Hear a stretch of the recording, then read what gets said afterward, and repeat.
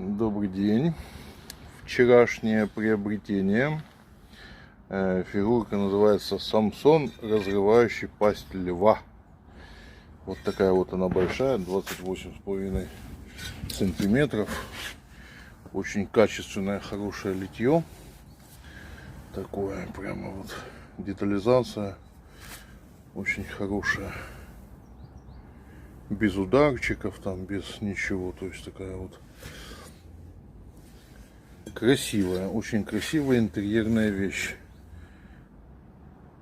Вот он, на втором снеге.